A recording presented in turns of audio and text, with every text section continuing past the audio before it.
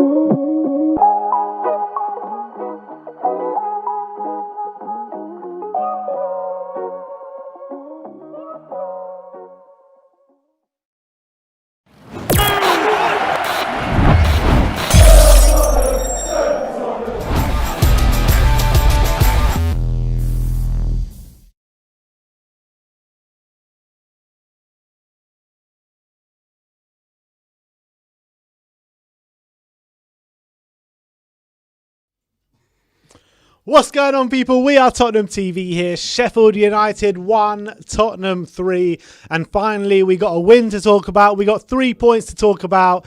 And we got some happy Spurs fans to talk to today. Yeah, finally. Well, not finally, because we beat Leeds not so long ago. But, you know, we've been in such bad form, and we've been hit so many times with late equalisers and sloppy goals. And even when we've been in control of games. So it's nice for I had to have a nice, simple, professional, easy win, which we fully deserved, playing nice football as well. I think at times played some really nice football, scored some nice, really good goals.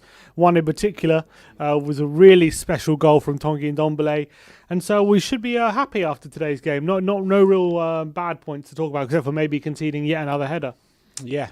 So if you're new around here, gold members, the link is in your community section now to join. So if you want to come and have your say on the game today, then go to your community section, click the link, and you'll be put into a waiting room, and our guys behind the scenes will be filtering you all through.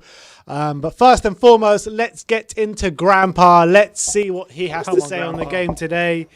I know he's going to pick someone out of the box that's going to be man the match today, but Grandpa, how are you doing first and foremost?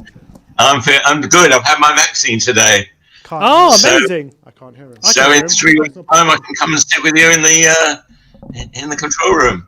Wow, how was that today having your vaccine? Yeah, it was no problem at all. Yeah, No, no you problem. feel okay? Yeah, feel fine. What time did you have it? Well, I got back in time to watch the match. That's the most important thing. You told them hurry up. You probably jumped the queue, right? Absolutely, absolutely. Good to So, hear. Good to hear. well, Mourinho's match Yeah. tactics, I think they worked. And it's very interesting because I think working with three at the back, because he's got so much pace in the team, it works all right because they can get back in time when things go wrong. And it was very interesting with Kane. I don't know if you noticed, once he was just clearing from a corner at the other end, and he was first up, right up front, straight away. Yeah. He run the whole length of the field. Non-stop running today from Harry Kane. Yeah, absolutely amazing. Very different to anybody else. I think Son does quite a bit of that as well, but I didn't notice Vinicius doing that last time. He wasn't racing up the front. Actually, I like to give Kane man of the match, but you can't really, can you? You've got to go for Nombali. I can't pick anybody else out in the hat. That goal has to be the goal of the season. It was just brilliant, and he had a good game, goal, isn't it? Yeah, marvelous strike. Marvelous strike, and he had a good game, and he's got such good touch. I mean, that goal. I mean, some people were saying that he wasn't going for the goal. I don't believe that. I believe he was going for goal. I'm disappointed in you, Grandpa. You didn't pick. You picked someone that's firmly inside the box for man of the match today. Yeah, I'm afraid so. I tried very hard not. It was close because I thought Reguilon again had a really good game. Yeah. He's the one that's taking the ball forward all the time. He's the one that's, he's a fullback and he's coming forward all the time, and he's got pace. So I almost gave it to him, and I almost gave it to Kane. But otherwise, actually, Aurier had a good game too. I mean, he got a goal, and he was playing well. And it's interesting because I thought that. Let me look at my notes. I'd love to see these scoring systems one day. I really want to know. I really want to see it. I know if I told you, it wouldn't be. It would be good for you, would it? Is your handwriting giving you a problem? We know you don't have the. We know you don't have the neatest handwriting. Grandpa, let me ask you this: what did you make out of Joe Rodon today? Out the back. Yeah, that's what I was thinking. That's what I was thinking of. Yeah, Joe Rodon, I thought he was great. And the great advantage with Rodon was that he allowed Aurier to go up to the front rather than the fullback where he makes so many mistakes in giving fouls away. And I think he did well. I thought he was good. I think he'll become part of the team. Yeah. He's tall. He's got a good head. His passing was good. Passing generally was fantastic. I mean, the number of cross-field passes. I remember when we used to go, Ben, when you were much younger, to see Manchester United in their best days. Their crosses from one side of the field to the other side of the field, low, flat crosses were brilliant, and I saw a lot of that today. And I thought that was good stuff. They were moving out of problems by passing right across the field. And I just want to let all the viewers out there confirm that we were going to see Tottenham against Man United, not going to see Man United week in, week out. Really important. You don't want to get these accusations thrown at you. Correct. Yeah, it's absolutely right. Tottenham. But you spoke at the proper lane. Is that you spoke about the formation earlier on, saying you thought it was a really good formation. Do you think that this is the formation we're going to see going forward now? I don't know. You don't even know what it is in mind, because mainly he really copied them, didn't he? So he did. They played three, and that's what the reporters were saying. He copied them, but the last time he did that was against Wolves, I think. Yeah, it was. And I don't know. I hope he does, because I think it took away this myth that all he thinks about is defence, and slows right down. It was also interesting to note he didn't make a change until the 80th minute. Not a single change. What did you And make out last of that? week I was saying, well, I thought that he was satisfied that there was no weak player on the pitch, and therefore he didn't want to break up the play. Do you think And part of the problems that he had in the do you think there's also an argument the part to of say, the problem? Go on, you speak, Grandpa. No, I thought the problems that he had in the previous games is in the second half. It's fallen apart. And I said last time, I think it's because he didn't change quickly enough. This time, I think he could see that he didn't need to change them.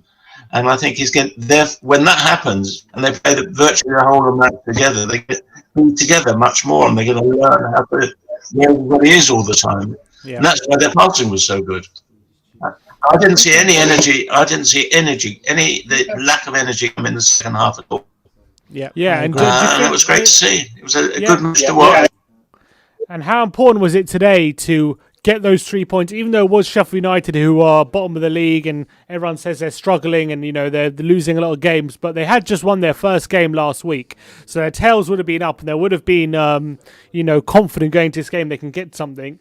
So were you impressed from that element that we made such easy work of it, or do you still think that, it's only Sheffield United, so you can't read too much into it? Well, I'd like to have seen another goal actually, because that would have given us a bit better goal average compared to Liverpool. But I think that I think it will make a difference. I think that he would have learned a lot this time, even though it was Sheffield United who looks like almost certain to go down. But I think for their morale and their feeling, it'll be a good thing, and it'll be a really interesting match. That's next week after next, isn't it? Yeah, so week on Thursday. Everybody's got a fair. Yeah, so they've got some time to rest, so he can play the best team, and he can play a sort of second team on Monday, is it? Monday week. So it was great to watch. Yeah, be interesting to see how what all your other people think. All right. Well, thanks, Grandpa. There you go. Nice one, Grandpa. And let us know how the vaccine's going on, if you're doing all right with it. And can't wait to get you in the studio once you're fully vaccinated. Yeah. Okay. Can't you Spurs? Speak to you soon. Speak to you soon, Grandpa. Cheers. Bye. Always. Come on, you Spurs, Grandpa. Come on.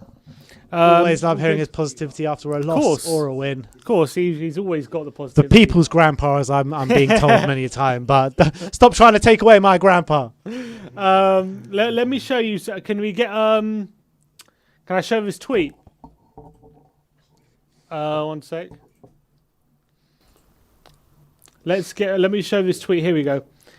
From the Premier League panel, it says, let's take a moment to appreciate this still image. Ndombele is facing away from goal, marked tightly by two defenders, and has somehow lobbed it into the corner of the furthest goal of the goal furthest from him with the outside of his foot. That's how amazing this goal was. Look at this picture there. Absolutely amazing goal. It really was.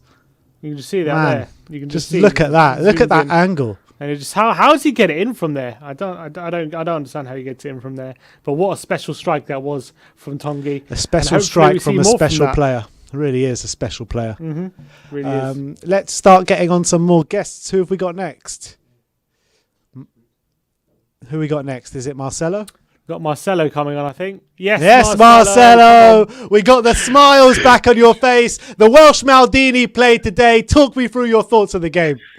Listen, bro, the Welsh Maldini, he had a rough start at first, He had some moments, but like the Phoenix, bro, he rose into the game. He was fantastic in the corners, and that's what I was saying, bro. All he needs is experience. He just needs game time. He's gonna make a few little mistakes here and there, but what I saw was adjustment. He made adjustment, and that's what big players do.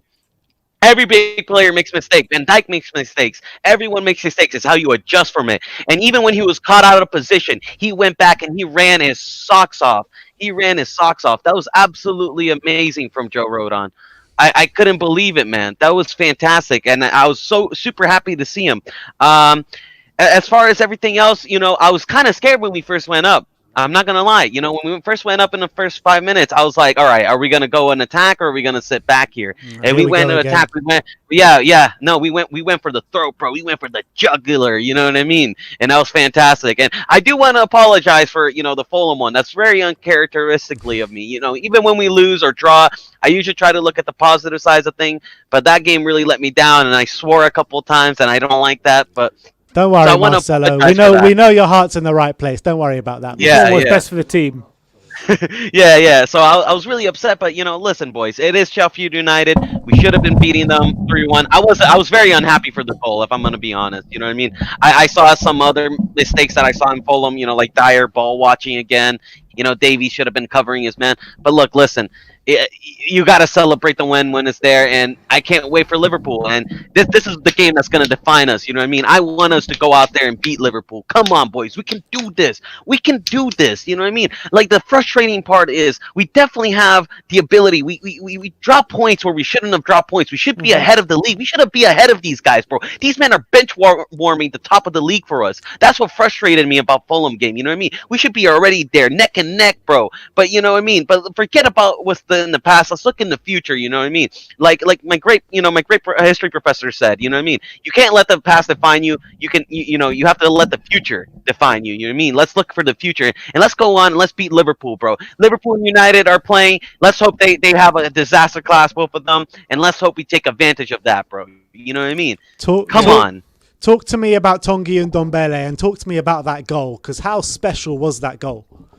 Endom baller, bro. Let me correct you first. It's Endom baller, baby. That's why I keep saying, bro, he is silk. He is just made of a different cloth, man. You know what I mean? It just, when you see him out there, man, it's just beautiful. He's obviously my man of the match. It was going to be Reguilon, but then that beautiful goal, it sealed the deal. It was going to be Endom baller every day. But yeah, no, listen, Endom baller, he's just silk. He's just cut from a different cloth.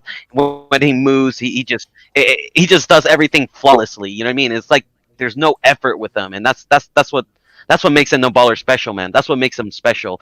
And great game for Stevie B. Great game. Just I wish you would have scored that goal, man. I wish you would have scored a goal, but great game from Stevie B. Great assist, great chip from him. He was very creative. I felt like Kane should have, given that ball sooner for him.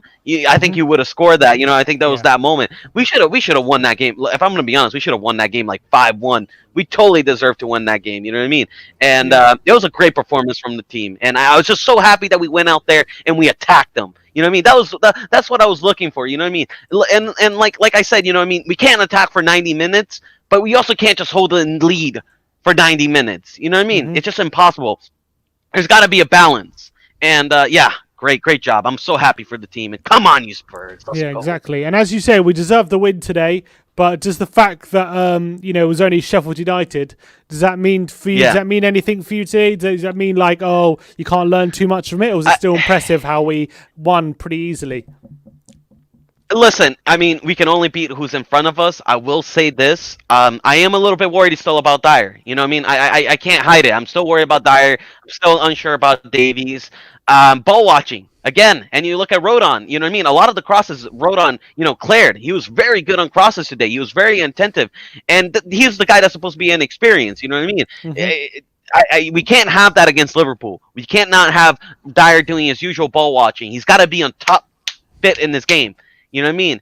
And, I hope Toby plays that game. I don't want Rodon to start against Liverpool, although I do respect Rodon, and I think he has a lot of talent. It's a little bit too much to ask of him. Too big of a game. But they said that about Japhet Tanganga. That's true. Listen, man. That's true. But listen, it's tough. We got a lot of option in the center back position right now, but I just think it's going to be too soon for Rodon to play against Liverpool. But listen, it was a fantastic performance. We got the job done. That's the most important thing. We got it done. We got it done right. Kane looks superb. Sonaldo, you know what I mean? He's going through a little bit of a blip, man. You know what I mean? But be patient with Sonaldo, man. You know what I mean? Every great player goes through a bad run of form. He should have scored that goal from that chip. You know what I mean? Sonaldo scores that for dinner. You know what I mean? He usually has that for breakfast. He does it easily, but he didn't do it today. But listen, let's go to Liverpool. Let's go beat those guys. Let's start challenging for the league. I don't listen. I'm not gonna go saying, oh, we're gonna win the league back all over again when I just said I don't think we're gonna win it. But you know what I mean? It's like I still said, despite how bad we've been these recent forms, we're still only 6 points away. Or 3 points now, right? You know what I mean? So it's still right open. We can still challenge for it. I don't know if we're gonna win it, but we should be challenging for it. Come on. All right, Marcelo. Loving the come on, positivity back. I'm loving it. Come on, Marcelo. Come on. Cheers, Marcelo. Well, Grandpa's followed up on what Marcelo was saying about Son, saying Son must have the record for hitting the woodwork this season. And if he's probably right. very, very right about that, because he hit it against Fulham today. I remember against Newcastle, we hit it twice in the same game. It's probably more. Yeah. So Grandpa's probably maybe not a record, but definitely a top of the league right now, for sure. Yeah, I don't know about record, but I didn't record for the season. That's probably a good shout. All right, let's go to Romario. Romario, how you doing, man? Long time no speak. You're on mute. You're on mute. Hello? There we go. We can hear you now. Can you guys hear me? Yeah, we perfect. can hear you. How you doing? All right, for sure. Yeah, I'm doing good, guys. Yeah, it was a great game today. A great performance. I was happy with the tactics today. Usually, people have been criticizing Mourinho recently for, how he's been setting up the team. But I was very happy today with the 3-4-3 formation. I thought, the team looked very well. The only thing I would say personally that I don't like right now is our personnel, really. I mean, I still think our defense needs to be, kind of revamped a little bit. There's still a couple players there that, still have lapses of concentration, in my opinion, still have that bit of, like, Spursiness about them. You feel me? Like Eric Dyer. We saw today, again, Ben Davies getting beat in the air again. Serge Aurier. I mean, Serge Aurier has improved a lot this season. I just still think, again, he's one of those players that at any moment can, flip and, make a mistake. So, yeah, but besides that, I was happy today with the performance, really. And what do you think that the performance, even though it was against Sheffield United, it was still important that we had a good attacking performance and still got those 3 points convincingly after drawing him into against Fulham? Do not, even though Sheffield United, could we still learn a lot from this performance? Oh no, of course. I mean, like I said, it was it was a game where we kind of switched up the formation. We haven't really. I mean, we have played with 3 in the back this season, but I don't know. I haven't really seen us play like that, like a 3-4-3, kind of like the way we were playing today. And it was we played well. I mean, yeah, of course, I'm not gonna get gassed. I'm not gassed at all right now because it was Sheffield. They are, I believe, bottom of the Premier League right now. So it's not a game where we should be overly gassed and we should be saying, oh yeah, we're gonna kick on from here now, this and that. No, there's still bigger games to come. We still have Liverpool. We still have just a lot of big games still, a lot of tougher games out there.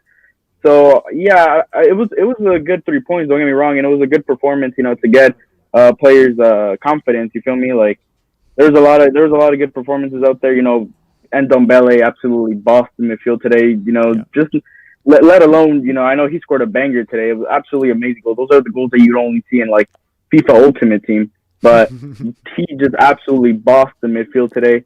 And Steven Bergwijn, I was very happy to see Bergwijn with the assist because I've been very critical of him this season. I think Steven Bergwijn does a good job off the ball. I think defensively he's one of our best players. He works very hard off the ball.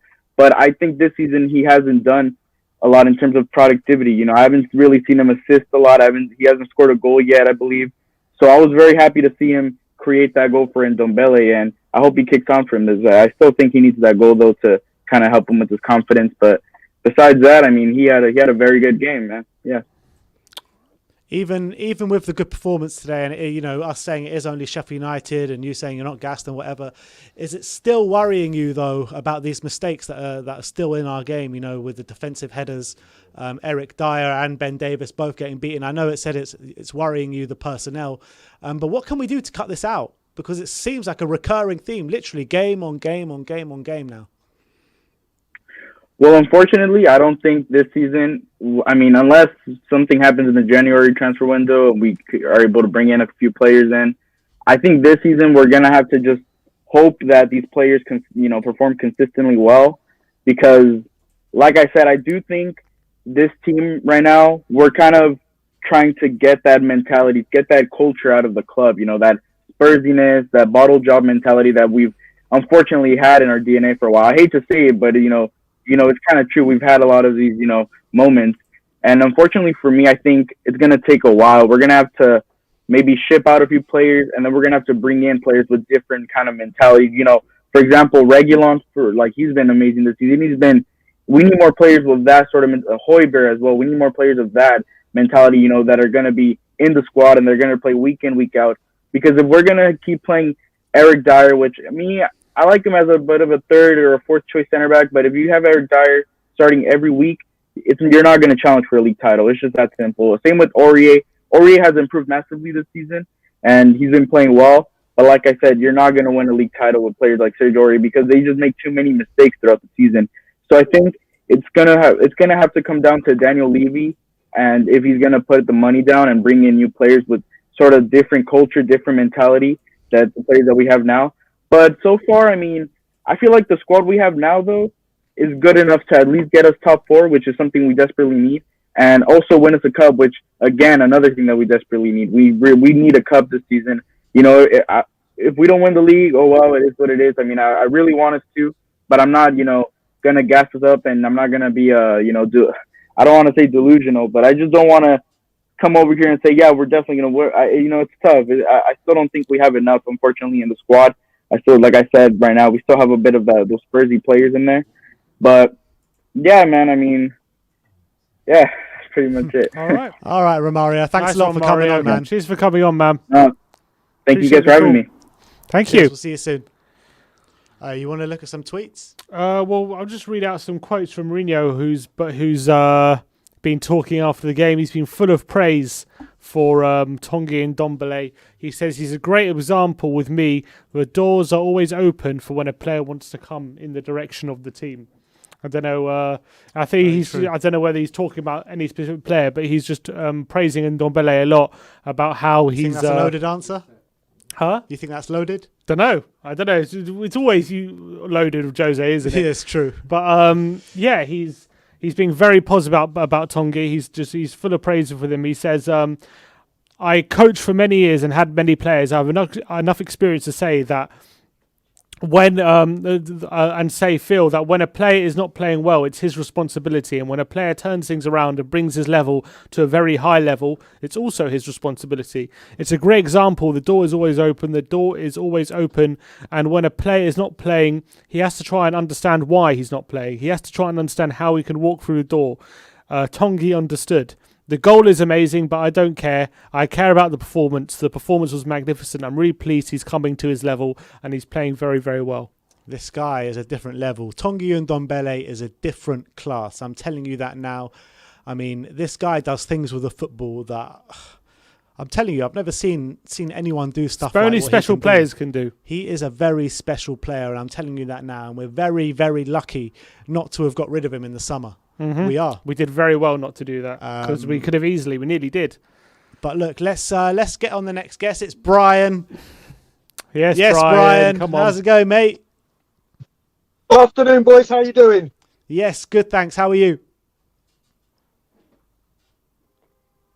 All good, all good. First of all, I just wanted to say to everyone, great news to hear about your granddad's vaccine, and I just hope everyone's staying safe because here we are at January the 16th, and two of my dearest friends have lost parents. So everyone just stay safe, and I'm just glad to hear that the vaccine's getting out there. Yeah, I'm sorry to hear that, Brian, but yeah, I echo those thoughts to everyone out there. I hope everyone is staying safe. But we got 3 points today, Brian. Thank the Lord. Tell me about it. It was a disciplined performance, and Ben, it's like you and me are telepathically entwined with Tanganga. I think he should start against Liverpool. What, Rodon you're talking about? Yeah. Yeah, I think he's been 100%. brilliant. I think he's been Yeah. brilliant.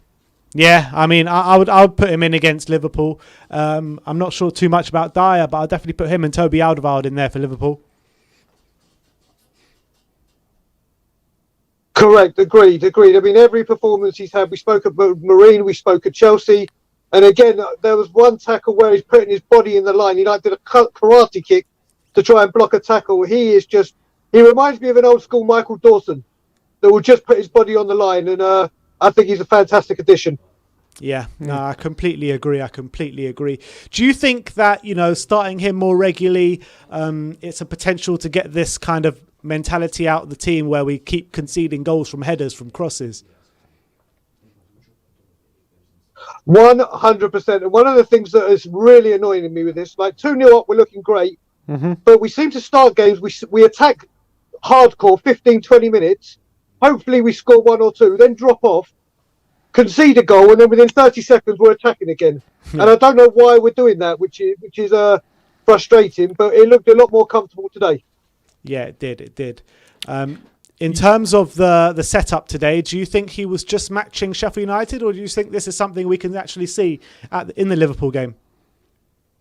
I'd actually like to see us go to back three, because with that, like we've been talking, it gets Rodon in, and I think he's going to become our number one defender within the next 12 to 18 months. I think we will look for a partner to go with him as opposed to who will partner Dyer. I think he's that good and is showing great progress. Agreed. All right, and talk to me about Ndombele's turnaround. Obviously, you just heard Mourinho's been full of praise from him after the game. Another great performance, another great goal as well from him. How good is he now, Tanguy Ndombele? Only one way I can describe it. I sent a tweet to you and I said, look, the biggest word you've ever heard, and this is how it goes. Oh, supercalifragilistic Tanguy Ndombele. That guy is absolutely immense.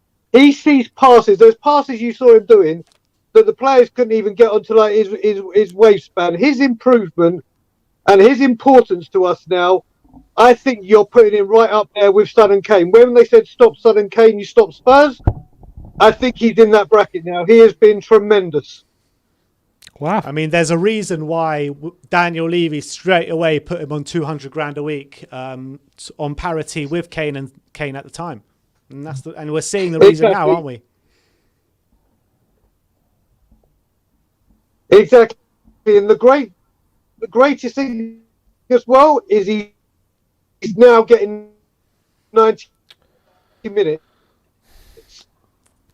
All right, sorry, Brian. Unfortunately, you're breaking up a bit. The internet keeps cutting off. We can't really get the full sentence. I think we're gonna have to cut this off.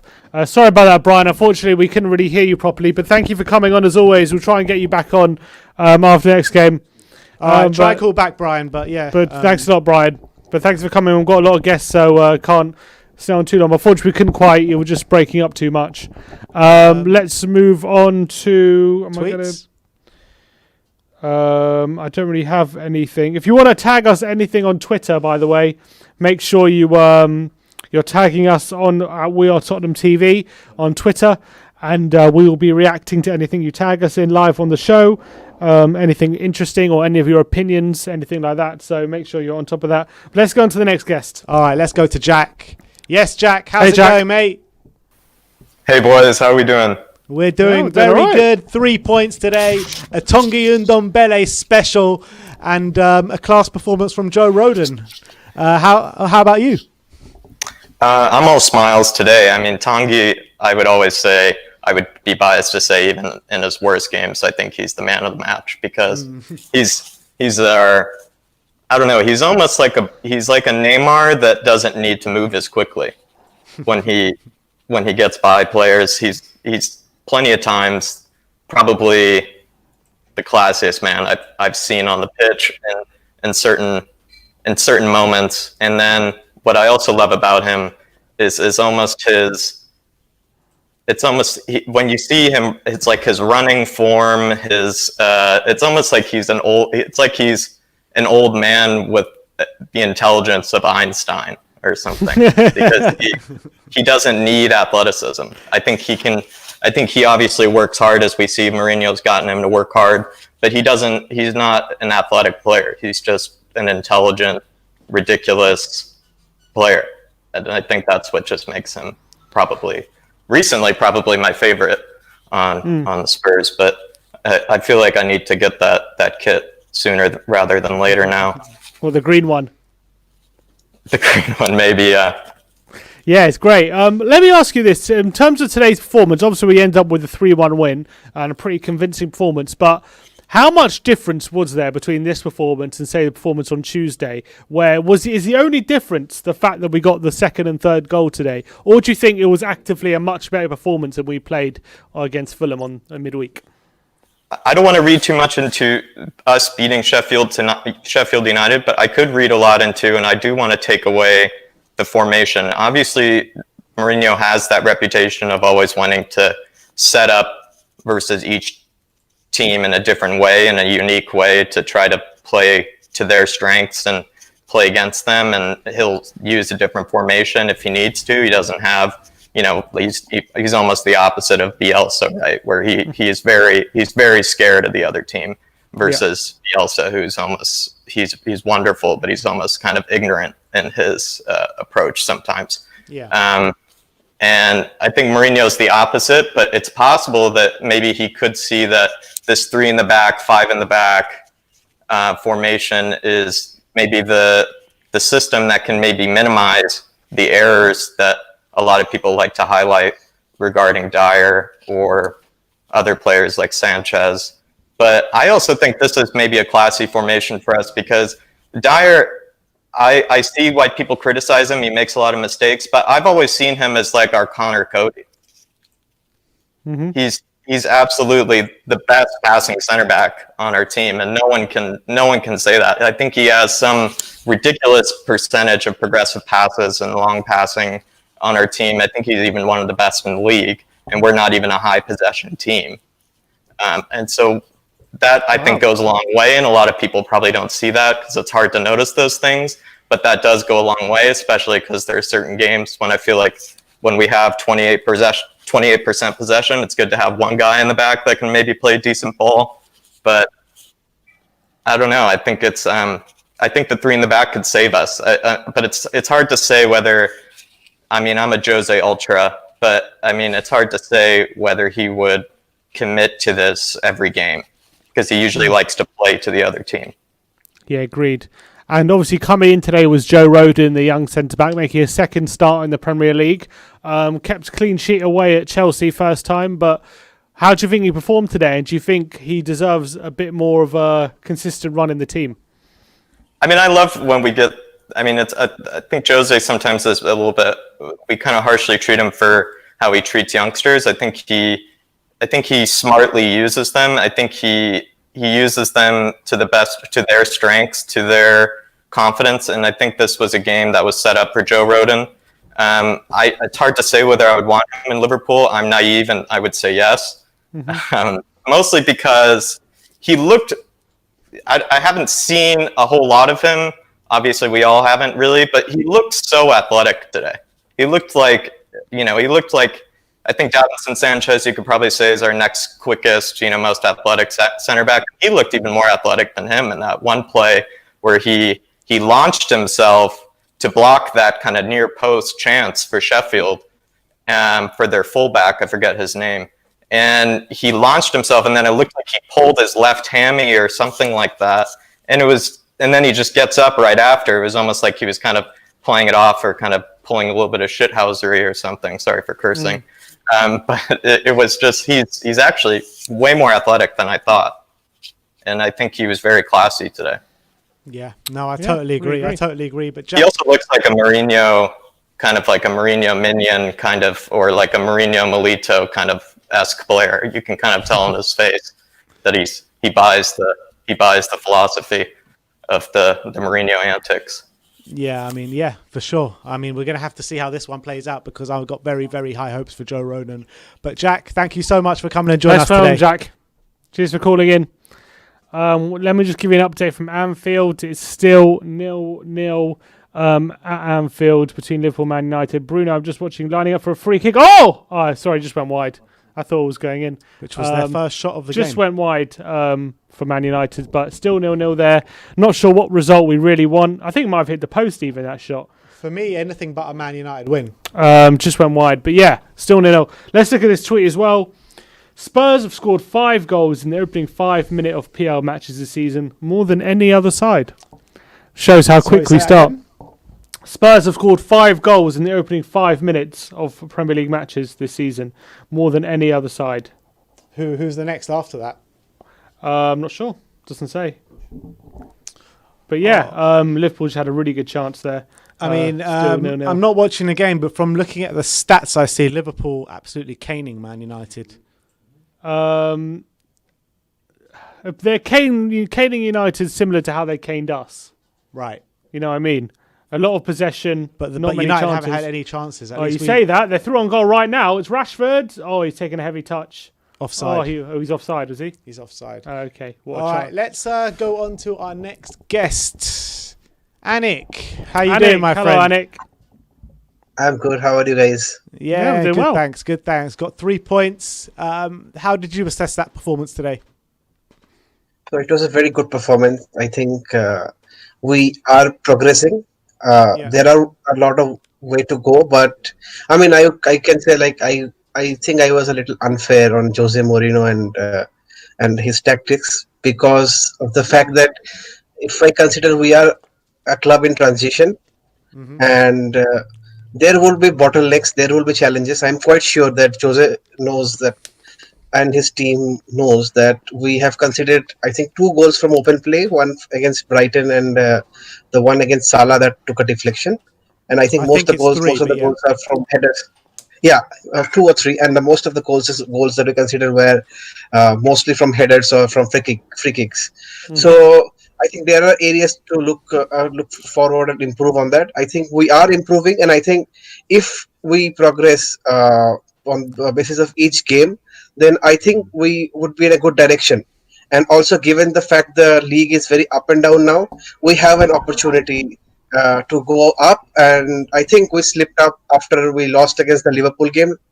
I think this is the Liverpool game from where we can again boost up and get up in the league.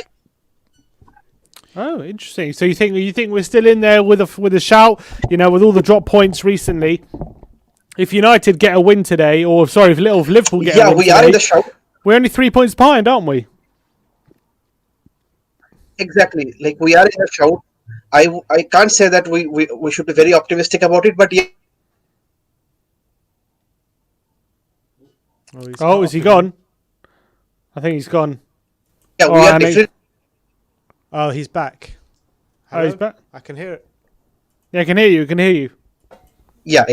You're back. You're back. Yeah. Yeah. But talk to me about the game. What really stood out for you, and also tell me, can we read too much into this game, or was it just because it's Sheffield United that we won so convincingly? No, I think we should read something into this game because the way we reacted. If you could see after the players celebrated after the first goal, they had that mentality. Yeah, we want to score more goals, and it's not like we sat back. We tried, and also the things that we are trying in different systems. So I think these are games where we should try different systems and to find out which system suits best for us. I think the problem with Spurs that I analyze after watching 19 games is that Spurs are a naturally very attacking side. Mourinho has a defensive mentality. Somehow we're trying to find a balance, and there are some potholes. Like we're considering goals from free kicks, and I think if we improve on all those aspects, I think what I feel like is Mourinho should be given more time, and we should build on what he is doing, and it should not be a short-term project. In I know terms of Joe Rodon and moving forward into the Liverpool game, do you expect him to play against Liverpool? And if so, who do you expect him to partner? I don't. If he plays, I think he will be partnering with Eric Dyer. But honestly, I don't expect him to play in the Liverpool game because I don't think we will be playing 5 at the back, and I think we will be playing with the same tactics that we played against Liverpool last time because we just missed the win for some unfortunate circumstances. So I think I was watching the Manu versus Liverpool game for 30-35 minutes, and I think if we keep doing what we have done last time, and if we are clinical, then I think we can get a results out of the game quite easily. All right, there you heard it here first. We're getting a result against Liverpool, Anik says. Yeah. So thank you. And we are bouncing back. Exactly. Thanks for coming on, Anik. Nice one, Anik. Who's up next? Sam? Sam Harkle. Yes, Sam. Come on. How's it going, Sam? Sorry, I was muted. Yeah, I'm good, thank you. Yeah. A win in the Premier League is always good, and I think that it's a massive improvement from the Fulham game. Although what was different? What was different about today than against Fulham? Sorry, go on. Well, as you're saying, it was a massive improvement. Oh yeah. I was going to say the difference between the first half and the second half in Fulham was massive. In the first half with Fulham, it was a good half and a half that could have won us the game. And then the second half, I don't know what happened. We just turned off. And in this half, in this game, both halves were equally as strong. Maybe the second half not as strong, but that's to be expected with fatigue and everything. But I think that we need consistency throughout both halves if we want to win games like we did today. I think that's massive. I was going to say, was the only difference from this game in the Fulham game is that we actually put away our chances? Because when you look at, I know we had a few more chances in the second half than we did against Fulham in the last game to this game. But, you know, we conceded a goal in a very similar manner as we did to Fulham in this game. Exactly the same, pretty much. Yeah. And we scored a goal very early on against Fulham like we did today. So was the only difference actually the kind of two chances that we put away, or was it a completely different performance for you? I think it was the chances, but I think the chances were put away and the chances were created through the formation as well. I think the formation was very good, and I really want this. I don't think it's going to happen, but I really want this formation for Liverpool, because I think that when we counter attack with mistakes in defence, I think they're too prone for mistakes, and that's why I just want a full out attack at Liverpool, because I think that with Sonny, Kane and Dembele, whoever's playing on the right, I also want Bale to play a lot more, because I think his attacking presence is very, very good as well, but he's going to have to rival Bergwijn, which is going to be hard because he was on form today. He was good. I think this formation we used today should be used a lot more, because it allows us to attack a lot more often. It takes the pressure off the defence, which is good for Dyer and Rodon or whoever's playing. So, yeah, and I think Reguilon and Aurier are very, very good at what they did today, especially Reguilon. I mean, the times that he just burst through the midfield, I was getting off my chest. It's mental, the fact that he can just find spaces and weave in and out. I mean, it's really, really good. I think he just needs to let the ball go a bit earlier instead of trying to run through players like Sissoko does pretty much every time he's in possession. But and then just try and find Harry Kane or something, or Son who's making a run. But yeah, no, I think he was my man of the match today, Reguilon. But that and Dembele goal, absolutely what mental. A goal! Unbelievable! What a goal! The skill that he had to do that, I mean, and it was definitely on purpose, because you could see as soon as it left his foot, he turned around to look at the goal. So it was definitely a shot, and mental. How much credit do you give Tanguy Ndombele for the way he's turned around his Tottenham career? Yeah, I was going to come on to this. People don't realise not how bad he was, but how much he's progressed from when he first came. I mean, I wanted him out in the summer because I thought we were paying him too much money. I thought he was overrated. I thought he was making no effort. But I think Mourinho has really turned him around, and I think he's done a lot of work on himself. And today, I reckon was probably one of his best performances. This performance and first half of the Wolves performance as well. I thought he was amazing. Well, I'm definitely happy you're not Tottenham manager. I'll tell you that for free. No, I'm kidding. If we'd have lost in Ndombele, yeah, bloody hell. Nah, thanks a lot for coming on, Sam, as always. Nice one, right. Sam. Thanks so much for having me. Cheers, nice one. Speak to you soon, mate.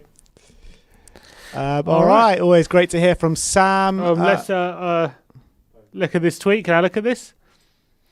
Pierre Højbjerg Just got tagged in by Marcelo. Ndombula and me from Pierre Emil Højbjerg. Clearly, that's really caught on Ndombula. Was that Expression's name, or does he call Probably. him something else? He calls him Undon Bad Boy, does he? Undon Bad Boy, isn't it? Undon Bad Baller or something. I don't know what he calls him. Ndombula.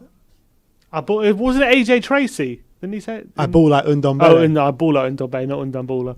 I don't know. Was it Marcelo? Did he originate it? I don't think so. It came along much before that. Much before we Yeah, first it must had have been Marcelo on the expressions. country. It must have been expressions. But let us know in the comment section below who came up with the term Undon Baller. AJ Tracy. Well, Expressions, was it just a random clearly Twitter got with thing? the squad now, isn't it? So everyone knows it. But yeah, tag us in any tweets. We've got one here as well from the Reverend. Oh, that's a great name. The Reverend Dr. Kilo Mac Esquire. Love that name. Says, the 5-3-2/3-4-3 looked really good today. I think we should stick with it going forward.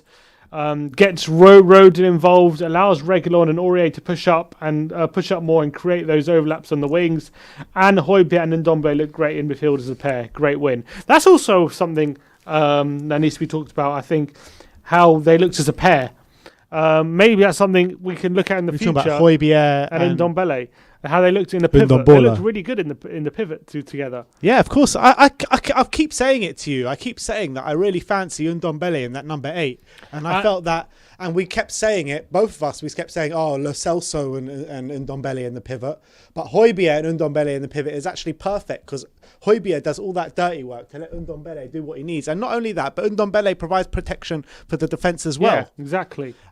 So I think that, and he played 90 minutes today. I think this is the start of something. I hope really so. do, and I think that also.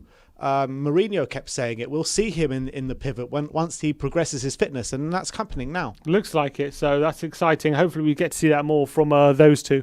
But yeah, who's on next? We got It's David the Irish Harris. Hotspur. It's Come time for on, David. Harris. Come on, David. 3 points, Come David. Smiles back on your face. That's what I'm talking about. Talk me through your thoughts on the game. Yeah, first of all, there's no 10-point presentation today, lads. Absolutely delighted shame. with the win. I was getting the Absolutely PowerPoint delighted ready. with the win. Benji, I'm the one that christened him Endon Bad Boy. And as well, You're taking credit for it. I was listening to Romario earlier on, or Laltario, whatever his name is, and he was saying, about delusional, about title talk. First of all, it's not delusional; it's ambition. It's ambition, and that's what I'm showing. I've been the one that's been saying it all along. Even when we've lost, I still haven't got off the train. I'm now the driver of the train, and we're back talking about the title again. Come on. You sure Jose is not the driver of the train? No, look, he's the co-driver. Me and him are the ones driving this train together. We share responsibilities. Fair enough. We'll jump on the train someday, David. I promise you. We're not far off. But look, David. I win against Liverpool. Yeah, winning against Liverpool will probably be on that train, probably. But look, Ndombele, Rodin, standout performances today.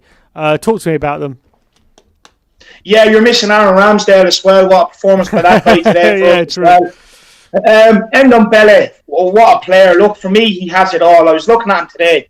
He has the aggression and the tackles of Roy Keane. He has the passes and the vision and the cool and calm collectiveness on the ball of Luka Modric. And he has the flair of Zinedine Zidane. What a player. I mean, his goal, lads, there was I think someone done a stat on it, 5% of that chance of that actually going in. And he full on meant every minute of it. Not only that, but he got around the pitch today. He got tackles in. He was superb on the ball. He finds passes that no one else can see. Well, I can see them because me and him would be of the same caliber. But do you know what I mean? He's absolutely class. I really want to big up him today because look, I don't know whether you've been watching me this week, but this week I was saying that when Ndombele seems to fade out of the game and he seems to tire, Tottenham completely fall back and fade out of the game. It's been a pattern that's been happening for the last while, and for me, I'm delighted he put in 90 minutes today, and his fitness is improving. It's brilliant all round. Fair play to him. I actually want to big up Reguilon as well, boys. He was flicking around. It was unbelievable. Do you know what I mean? He was having a party out there, really. And I'm absolutely delighted with the victory. Rodin as well. I want to big up Rodin. He had a great performance. He likes to get his body in the way. The guy loves a clean sheet. He absolutely loves it. And I'm so happy for him. Wait, does he start against Liverpool for you? Does Rodin start for you against Liverpool? If it's ahead of Dyer, I think so. I think Dyer does need to be dropped again at fault for the goal. Lads, David McGoldrick, I've watched him all year for Ireland. He can't hit a barn door. Honestly, he's so bad, right? And then he goes and scores a header. Like, this is, I call him David Bronzebrick, because he's just shit. Like, he's useless, and we let him score. Do you know what I mean? He out-jumped Dyer and Davies. It's not good enough. But look, that's a worry of mine going forward. But roll on the scum. I really want to turn them over, lads. I really want. We have to turn Wycombe Wanderers into Wycombe Winders before that. But then roll on Liverpool. I can't wait. What a performance today. I'm just so happy, lads. I'm so happy. Yeah. And do you feel like today was an improvement of what we saw on midweek, or do you think just the difference was we put away the chances we created? For me, look, we put away the chances we created, and we could have had a few more goals there today easily. Sonny was unlucky, and Sonny will find that run of goals again in him. Hopefully, he starts against Liverpool. But yeah, no, we took our chances today. Look, lads, the Fulham game was hurtful because we all know we should have won that. We should have had it killed off in the first half. And when you don't take your chances, I agree, you should be able to rely on your back line. But at the end of the day, today is the difference. We took our chances. We didn't give them any belief of a comeback. Even when they got the goal back, we went straight up the other end and tried to score again, which is what you want to see. Because when these little teams, when they're still in a game, come towards the end of the game, they build momentum. It doesn't matter who they're against. They build momentum and they start piling men forward, and it puts the pressure on. So I'm delighted we killed off the game today. It's crucial that we keep doing that going forward. All right. We agreed. Yeah. Sweet, David. As always, go you Spurs. Come on, David. Good to have you on as always, mate. Come on, David. I want to mention Mourinho's quotes on Joe Rodon today in his press conference. So we'll just read out what he had to say on his performance. He says, "He played well. He did many things well. A couple of things not so well. But he is a player that was playing in the Championship. A young guy. He has to learn. He has to learn. He has to make mistakes. He has to play." Oh. No, I didn't want that on. Sorry. He has to learn, he has to make mistakes, and he has to play.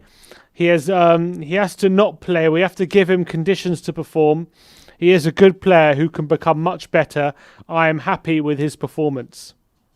So that was his quotes on Joe Rodon. So he seems happy, but he didn't seem like it was a perfect performance, apparently, from Joe Rodon, according to Jose. But he always likes to bring these players back down to earth after he seeks perfection, though, doesn't he, Jose? So just like what he said with Alfie Devine, I put him in the under-18s after he scored. Like, yeah, same thing. Like, but it's good to hear that he's happy with his performance. I thought he did play well. But yeah, that's it. All right, let's get Amber Seesh on. Amber Seesh. Yes, Amber Seesh, how are you, man? Pretty well today. It was good after the disappointment against Fulham. So there were some encouraging signs today. So overall, I had marked down 5 boxes for today, and I could tick off 3 of those 5 boxes. So, what were your 5 boxes today?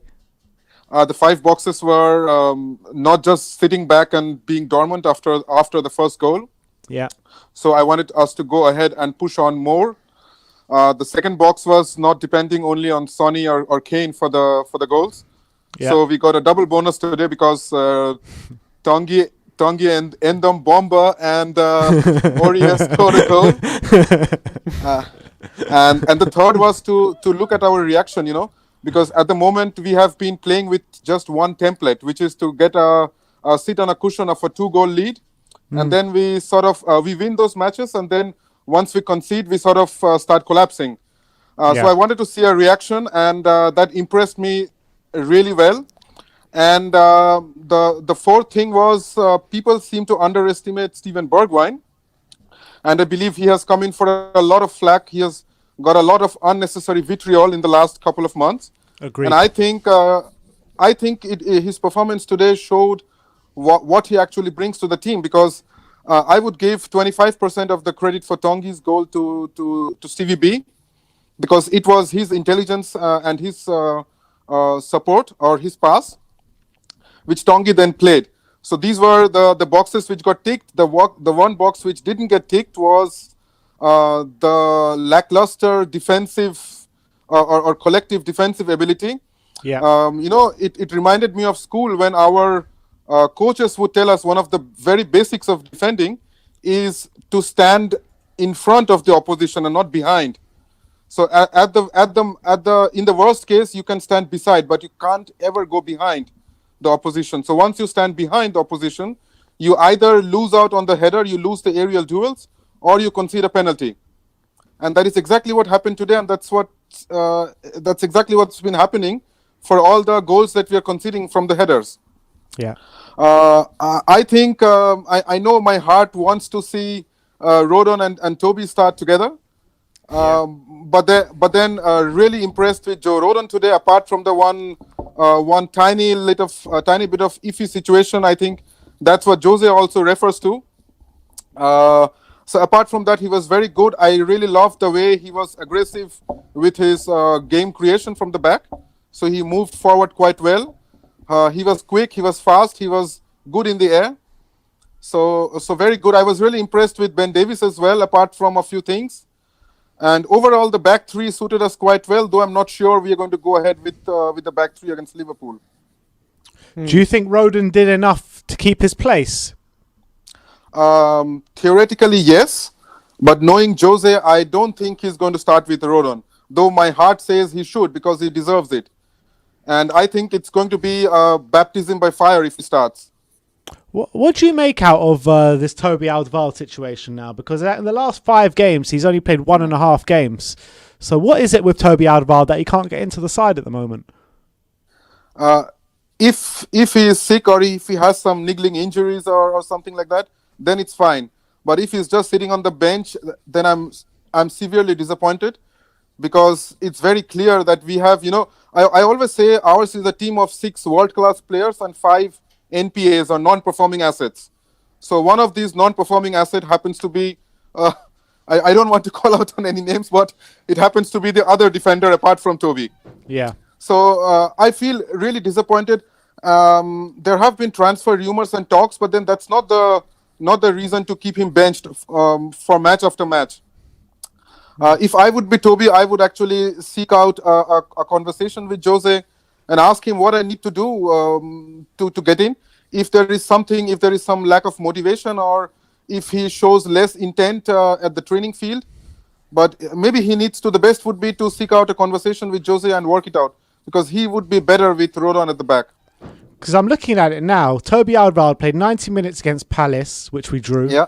90 minutes against Liverpool, which we lost. 90 minutes against Leicester, which we lost. And then after that, he only played the 90 minutes against Leeds and 45 minutes against Marine. Apart from that, he hasn't seen any minutes. So Stoke, Wolves, Brentford, Fulham, and now Sheffield United, which has also coincided with a bit of better run of results as well. Exactly. Even if you look at the matches against City and Arsenal and Chelsea in the first half of the season, we were always talking about Toby and Dyer together being like a rock at the back. Yeah. So if you point out just one error which was unintentional, that was the own goal against Leicester, but that was not Toby's fault. That was by no way Toby's fault. I think maybe he's going to have a big role to play in the second half of the season, just like I think Gareth Bale is going to have. All right. Yeah. All right, Ambasish. Thank you so much for coming on. Nice one, Ambasish. Thanks. Come on, good to see you, mate. Come on, you Spurs. We got a couple super chats here. First from Anik. He says, "When Spurs signed Tongi, I was like waste of money, but the way he's playing, I'm in awe. Whenever he dribbles, it's like he's going to lose the ball, but instead he does wonders. It's pure class."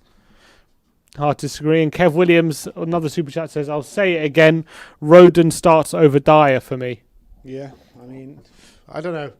It's a difficult one, isn't it? Because Rodon's just coming in. We've seen him play a couple of good games, but is that enough to warrant putting a mainstay like Dyer out the team? It's a difficult one. It is a difficult one, I guess. I mean, I would like to give Toby and Rodon a try, but he loves Dyer. So there's also Rodon's pace with Toby Alderweireld's brain. I think it would just work so well. And his dominance in the air as well.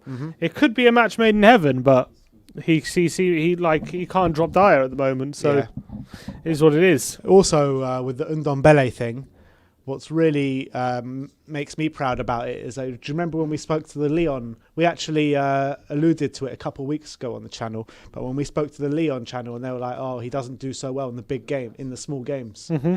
True. Look how he's played against Sheffield United today. Yeah, absolutely smashed it out, and it's been we all know he's a big game player, Tongi. Always in the big games he turns up, but it is when the smaller games he can lack consistency. But I think this season he's found pretty good consistency in all the games. Agreed. Let's go to our next guest. It's Jacob. Hi, Jacob. How's it going? Yeah, good. How about you? Yeah, all good, mate. How did you think the game went today? Yeah, I was very impressed. I thought Ndombele was really good, but something I'd like to speak about that he doesn't get enough recognition for, I don't think, is his defensive side. It's really improved lately, and I think that's Højbjerg rubbing off on Ndombele because he puts in some good blocks, some good tackles, and when Højbjerg makes a mistake, Ndombele seems to mop up for him, and I think they rub off on each other because Højbjerg is doing a few nice little flicks, and I think they rub off on each other. Yeah, I completely agree. Do you think that this two centre midfield pairing is the way to go now when it's a match made in heaven? 100%. Because I think with Winks, I really like Winks, but I think sometimes it's just a bit too lightweight, if you ask me, because he can get shoved off the ball a bit too easily. And but I think Ndombele, he's actually really strong. I think he's the closest to Dembele we've seen since he's left. Do you think he's better than Dembele? I think in terms of creating chances, yes, but I don't know. I haven't seen enough of him yet to really see that he's way better than Ndombele. When you look at the league table, Jacob, do you look at the top? Are you looking at the top of the league? Are you focusing on trying to catch Man United, or are you just focusing on us staying in the top four? Yeah, I'm looking to the top, but because I think, but if we're gonna win it, it's in any time in the future. It's going to be this season because it's so open. We've just come off we've won one game since we lost against Liverpool, and two now, but before today we only won one, and that was against Leeds, who were pretty poor, and Liverpool game was before Christmas, so that was quite a while ago now. And now we're still, as it stands in the United Liverpool game, we're only 4 points off top. So it's so open. And Villa, they've got 2 games in hand, and if they win both of them, they go either second or first. I'm not too sure. So it's so open. Yeah, no, for sure. No, but Jacob, thank you so much for coming on. Great call. Hope to hear from you soon. Yeah, you too, guys. Nice one, Jacob. Mate. Cheers for calling in, mate. Who is up next? Who have we got? Lily White Lane. The Lily White Lane. How's it going, Lily White Lane? Are you on mute, mate? Oh, sorry, hang on. You're back. You're back. You're good. Oh, sorry about that. How are we all doing? We're good. How do you assess that game today? I'm very, very pleased with the performance levels. I think we did really, really well. A player that really did stand out for me was Tanguy Ndombele. I think he was absolute class on the ball, rarely gave away possession, constantly pressing high. He was creative, and that goal, that was absolutely fantastic. So yeah, really, really pleased with the whole team's performance, but especially Tanguy. I think he was fantastic. Is that goal of the season for you so far? So far for Tottenham, it's got to be up there with Sons against Arsenal, but definitely fantastic goal. It was absolutely brilliant the way he controlled it, and just lobbed the keeper, and fantastic, as I say. Let me ask you, Lily White Lane, there's a lot of rumours coming around right at the moment that Eriksen could be heading back to Spurs, maybe on loan. Is that something that would excite you? Not exactly, if I'm being honest, and I'll explain why. I think if we want to actually invest in an attacking midfielder and a creative midfielder, I don't think Eriksen's the right person. You know, he could prove me wrong. He could come back in and be absolutely brilliant. But, you know, when it comes to Eriksen, we kind of had to let him go in the end, and we let him go to Inter. And since he joined in, his form's been woeful. He simply hasn't been good enough. So I honestly think if we want to invest in a better attacking midfielder, maybe someone like Marcel Sabitzer, you know, who can press high, who can do all those stuff, who's creative, who looks at the target men up top. But if Eriksen, you know, did come back, it's not something I'd be frustrated about or upset. It'd be brilliant to see him back in the Tottenham shirt, but it's not something that I'm crying out for, or, you know, I don't really want it myself. Okay, that's fair enough. Do you have a YouTube channel? Yeah, I've got my own one on YouTube, Lily White Lane, kind of all kinds of Tottenham. Sorry, I can't speak. All kinds of Tottenham content. So yeah. Oh, so yeah, everyone go and subscribe to Lily White Lane. There you go, new Nice Tottenham one. channel on the block. But yeah, thank you so much for coming on, mate. Thank you for letting me come on. Come on, you Spurs. Come on, you Pleasure. Spurs. Cheers, mate. Who is up next? Josh, you there? No. Yeah, yes, he's there. come on. He's Can there. you twist your camera? Is that possible? To Yeah, sure, mate. landscape. Sure. Landscape. Samosas today. Samosas today. Samosas for all. Have you got Boys, them? Have you got samosas them? today. You know what? Guys? You know what? I got the goods, guys. I got the goods, boys. I got the goods, man. I got the samosas, man, you're boys. making me jealous, You know man. I'm what? starving over here. Oh, I want some samosas. Samosas and Coke, man. That's all we need, man. Diet Coke, low sugar, high Is that what you're cholesterol, driving balance to it all the outside, time? man. Every time you're calling, you're driving. You're just getting samosas to and back. Always time. I'm doing samosas. Yeah, man. I'm just looking for samosas, man. Today I found one, so I thought I'd bring it on the channel, man. Last week, no Unbelievable. samosas. It's been 6 games, man. But guys, you know what? I got a delivery this morning from a friend of mine who dropped off these samosas, and I said, you know what? I'm gonna have all 5. I'm going to keep one for the boys. I should have kept 3 and had them with you on the call. But I'm greedy like that, man. I wanted my 3 points. I got my 3 points for lunch, and then I got another 3 points after that. So absolutely over the moon, man. And I'll be having that on behalf of you guys, yeah. And we'll have some fresh ones when we meet up.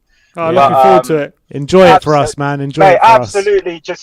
Yeah, definitely, man. Definitely. Don't worry, man. That'll be gone in like 3 seconds. But yeah, look, I mean, what a great Sunday afternoon. Do you know what I mean? What a nice way to sort of finish the weekend, to deliver a nice, good, up for it performance. Yeah, I felt like the boys were like, let's just get this done. Let's get a win out there for the fans. You know, we're hearing all this doom and gloom. Do you know, we're getting a bit slated now. People are calling us out. Are we really up for this? Are we in a title race? Are we not in a title race? Are we in the top 4? There's a lot of question marks, and I feel like the players went out, and Jose has been coming on after these interviews saying, look, I can't take 100% of the blame. I can take a lot of the blame, but there is a section of a performance where you have to say to the players, go and do what I tell you to do. Go and actually perform. And I think sometimes we're hard on Jose. I look at a lot of comments and callers, you know, all over social media, and I feel like people are very quick to slate him. But today he put a new formation out. He had the balls to put Rodon in. He had the balls to switch it up. So look, the guy's not pot luck. He's not just, you know, let's just try this. I feel like he is trying different systems to get a long-term plan in place. And I feel like everyone has to be patient with Joe. There's got to be patience with him, man. We've got to look at this season as an experiment to get it right, guys. I don't like people slating him too much, because I do feel like he knows what he's doing. And everyone said on the last call, maybe we give Rodon a chance now, right? He went and gave Rodon a chance, right? So let's not call him out too much. But I will say this about Joe Rodon is Liverpool, next Premier League game.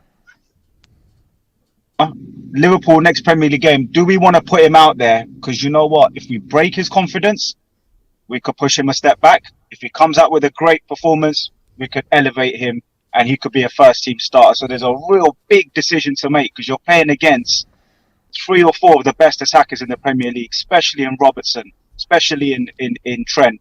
And then you've got Saleh and Mane to deal with. Yeah. So this whole thing about Joe Rodon starting, guys, do we want to break the man this early? He's just into his maturity. You know, he's into his Premier League puberty. Do we really want to break him down this early? Do you really think even if he has a bad performance against Liverpool, that breaks him? Because you should have a stronger mentality than that, being a Premier League footballer. Can you guys hear me? Yeah. Can you hear us? Yeah, I can hear you now. Yeah. So on the Joe Rogan debate, man, it's a really, really good debate to be had. But do we break the man or do we make the man? And that's what I feel Liverpool can do to this player. What I said was, do you really think that if he had a bad performance against Liverpool, that breaks him? Because, a player of his ilk, coming into a Premier League side should have stronger mentality than that. You're right, but you know what it is, right? He's come from the Championship and he's playing for one of the biggest clubs in the country right now. That is probably one of the biggest games. It'll probably be the biggest game next Premier League round, right? That weekend, whatever it is. It's going to be one of the highlight performances, right? So it's down to the man himself, Joe Rodon. Are you confident to go out there, or do you still want to ride out a few more average teams, build up your rhythm, get used to the system, get your confidence levels up? Or are you ready for me to put you in the firing line? But Joe has to say, look, if I put you in the firing line and you get absolutely destroyed, that's just, you got to take that in isolation. That was one game. But if you absolutely smash it, you're putting down a marker saying, do you know what, I can deal with the best attackers in the Premier League. Today was not, Sheffield United guys don't really score goals, pretty leaky at the back, relegation form, yeah. And today was a bread and butter performance that we had to put out there. It wasn't like, we're title challengers again. We're not title challengers again. We're still flirting with being title challengers, in my opinion. We'll only be title challengers again when we show consistency, like we're showing in the beginning. So Joe Rodon, right? He's been there, done it, experienced the wisdom. Joe Rodon's still new, guys. Do we want to put him against those attackers? Because it might break the man confidence, but likewise, depending on the kind of person he is, it might make him. It might give him the confidence to propel him to say, I can do it against the very best. And all you got to do is look back at last season. Japhet Tanganga playing ahead of Danny Rose against Liverpool in that game. No, Rose actually played that game. It was so which was the game where right back? He didn't play. No, he played with Aurier. He played it in right centre back instead of. Either way, Japhet Tanganga came in on his debut against Liverpool. But then Japhet Tanganga hasn't gone on to cement his place in the team. So sometimes you have to wonder, can these guys do it on the big occasions, right? Because the occasion can get to you. Look at us in the Champions League final. I felt like the occasion got to us. Yeah. That wasn't Spurs. That wasn't for me. That wasn't Tottenham. I don't know who that was. That was a shadow of Spurs. So, there's the whole thing about, do we want to put him on centre stage just yet? Because we've got Man City after that, and we've got Chelsea, I believe, within the next few games, right? I don't know the exact order.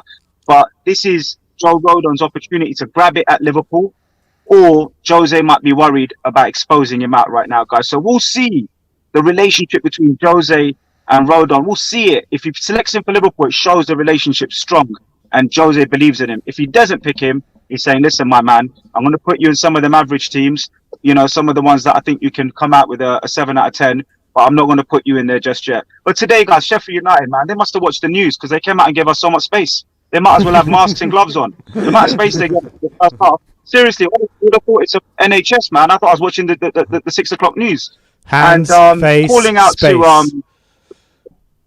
And listen, they've been watching too much Matt Hancock, man. They need to chill out and, put Match of the Day back on. But I got to say, right, we still are letting balls in the box. Yeah. And today, a better team would have exposed us at the back. There were some crosses that came in that were pretty average, but a better team would exploit us. So do we play this formation against Liverpool? I'm not so sure, guys. I don't think Jose will play this formation against Liverpool. It does leave us a bit exposed in them back pockets in the squares there where players are attacking and they're leaving it behind. But if he does go for this formation, I respect him because he's got the balls to say, I'm happy to lose this, but I'm happy to have a go. But we know Jose is not like that. He's not a risk taker. He's pragmatic. The man's calculated. There isn't a more calculated man in the Premier League. So he will go with a calculated approach against Liverpool. So I think all the callers thinking he's going to go with this formation, you might be in for disappointment. Because I think he's going to shut up shop a bit and he's going to go with that calculated, let's win by 1 goal. I don't think he's going to go for heavy metal football, man. Yeah, that's what's going to happen. But Ndombele, bloody hell, man. That guy, man. I mean, what a guy. I mean, Michael Jackson. If Michael Jackson's been reincarnated, that's him there, man. The way he moves around that box. Unbelievable. And one more thing I will say, guys. Ben Davies, yeah. Ben Davis needs to sort his headering ability out. Right? That guy's been spending too much. Seriously, he needs to stop giving away free headers, man. That's the second time I've seen Ben Davis not jump for the ball high enough or not mark his man. So Ben Davis, you need to get back on the training pitch and you need to stop giving out these free headers, man. You know what I mean? Google contraception. Cover up, my friend. You're giving out free headers, man. Sort it out. So, I mean, you've got more chance of getting an STD than COVID right now. So sort it out, mate. Yeah? I'm thinking that too many times. Yeah, seriously, you're going to spread a new virus, Ben Davis. So sort that out. Maybe Eric Dyer needs to chat to him, but even he's just as bad. I don't know what we're going to do about this situation with balls coming in the box. And this sounds dirty and X-rated, but then balls coming in the box and them headers need to be sorted out, yeah? End of story, man. End of story, man. And big up the young Spurs, yeah? I love seeing kids on the show and there's nothing to read into that. We're talking about football. Keep your eyes drink your milk and read your books. All right, that is the great one, Josh. Thank you so much for coming on. Josh. Cheers for coming on, bro. Up the Spurs. God, I love Josh. Up the Spurs.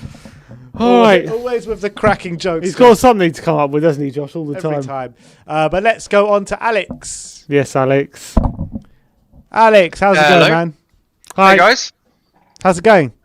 Yeah, not too bad, not too bad. I've just watched the first half of the biggest derby in the UK, apparently, which is also probably the most boring derby in the UK. Who was the better side? Liverpool were controlling the midfield completely. United had some dangerous attacks, but it's so boring.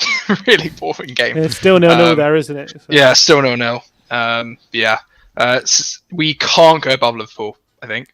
If Liverpool lose, we can. Oh wait, are we above them currently? No, but if they lose, we gain another one on their goal difference, and we go above them on goal difference. We're level on goal difference now. Oh, right, yeah, okay, yeah, I see, yeah. Well, let's hope. Yeah. In terms of the game today, obviously a lot of people talk about Tongi and Ndombele, Joe Rodon. How did the game go for you? Yeah, I thought. Firstly, Ndombele's goal. Beautiful. Absolutely ridiculous. All of those who said he should be sold in the summer. Yeah. Just saying, you know. Yeah. Muppets, absolutely. I don't think anyone doubted his ability, though. That's the thing. No one ever doubted Tongi's ability. People just doubted that he will ever get on with Jose. That was the thing. Yeah, and it's also his fitness, I suppose, and that's fitness, that was it. His first 90 minutes he's completing the league today, I think. Potentially, I remember him completing one more a month. It might have been in the cup game though, so I'm not sure. Right. Well, in the league, I think it might be, or one of the first 90 that he's completed, which is, it shows a lot of progress, and Jose gave him so much praise. And yeah, look, he's got incredible talent, this guy. We are so lucky to have him.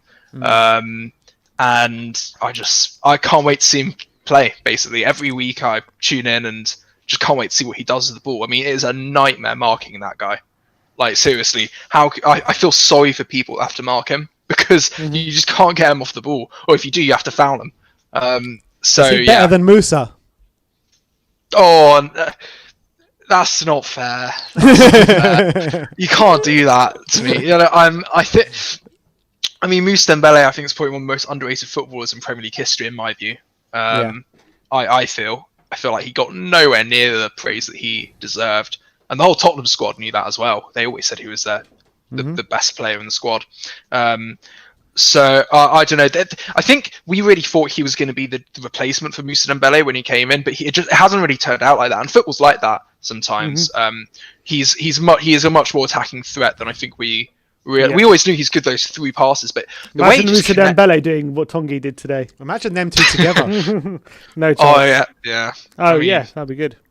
Yeah, could you imagine? But it's a new evolution of Tottenham. I really like the way we set up today. I think you could look at that, and when the team sheet gets posted and go, "Oh, that's very defensive, 5 at the back against Sheffield." But I had the exact opposite instinct. I was like, that is actually really attacking, to be honest. I mean, we just have to get as much out of Reguilon and Aurier as possible. I thought Reguilon had a brilliant first half, in my opinion. Aurier obviously got the goal at the beginning, and I thought I had a decent game as well. But yeah, I think just one thing, and I know we complained about it last time. Eric Dyer, I don't think he had a good game. I don't know. Maybe I'm in the minority on that, but I think that the win covers up perhaps his mistakes. Perhaps I think that Eric Dyer, there were some good moments in there from him for sure, but I think there were a few maybe slack passes, and obviously that header at the end where I mean not at the end, but from the goal. You got to put him as down as at least half the blame for that goal, at least. Absolutely. I just don't, and the Eric Dyer propaganda has been going on for like a year now, and I just don't see it. I've never bought into it.